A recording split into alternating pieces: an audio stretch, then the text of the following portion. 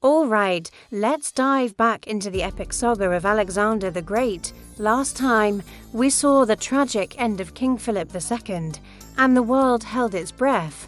Now, the dust has settled, and young Alexander, at just 20 years old, stands on the precipice of destiny. The kingdom was fractured, whispers of doubt and rebellion filled the air, and enemies at every border sharpened their swords, eager to test the boy king. But Alexander wasn't just ready, he was absolutely fearless. He didn't flinch, he acted. With the speed of a lightning bolt and the fury of a storm, he unleashed his army. First on his list, the rebellious Greek city of Thebes. A powerful city, daring to challenge his authority. What happened next sent shockwaves through the ancient world. Alexander didn't just defeat them, he crushed them, he burned Thebes to the ground, leaving only temples and the houses of poets standing. That message resonated loud and clear. Across Greece, defy Alexander and you will fall.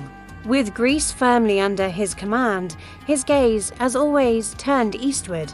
The colossal, seemingly unconquerable Persian Empire awaited, ruled by the mighty King Darius III.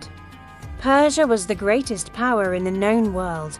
No man had ever truly dared to challenge it. Until now, this wasn't just a bold move, it was an audacious gamble for the ages. In 334 BC, with 40,000 battle-hardened soldiers, Alexander led his forces across the Hellespont, making the momentous leap from Europe into Asia. Imagine the scene as his feet touched the shores of a new continent. He dramatically cast his spear into the sand and declared, with unwavering conviction, "This land shall be won by the sword of Macedonia." Talk about making an entrance. His first major test in Asia came at the legendary Battle of Granicus. Alexander's Macedonians clashed head-on with the Persian forces. The odds were against him. But Alexander was never one to back down, leading from the front, his golden armor gleaming under the sun. He charged directly into the heart of the enemy lines. It was a display of pure, unadulterated courage. The Persians fell, their lines broken, and with each fallen foe, the legend of Alexander grew exponentially. Victory after victory followed. Sardis, Miletus, Halicarnassus, each city surrendered. Each ruler bowed before the unstoppable force that was Alexander. But here's the thing that truly set him apart. Alexander was more than just a conqueror, he was a visionary. In every land he entered, he didn't just pillage, he spared scholars, rebuilt temples, and honored the local gods of the conquered peoples. He believed that to truly rule the world, you first had to understand it, embrace its cultures, and respect its traditions. This wasn't just military might. It was strategic brilliance and an almost unprecedented empathy for his time. As he marched deeper into Asia Minor, the stories spread like wildfire.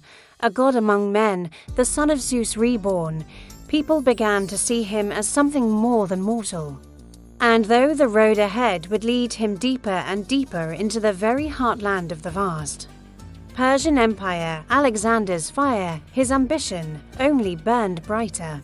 The young king was quickly becoming an unstoppable force, a phenomenon the world had never witnessed.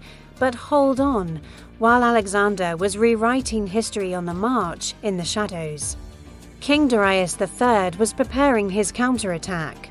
The stage was set for an epic showdown, a clash that would decide the fate of empires, the future of the known world, and forever ETCH the name Alexander into the annals of history. What do you think will happen next? Will Darius be able to stop him? Or is Alexander truly unstoppable? Don't miss the next part of this incredible journey. If you're as captivated by Alexander's story as I am, please hit that like button, subscribe to the channel for more historical deep dives. And let me know in the comments what you find most fascinating about Alexander the Great. Your support keeps these stories coming. Thanks for watching.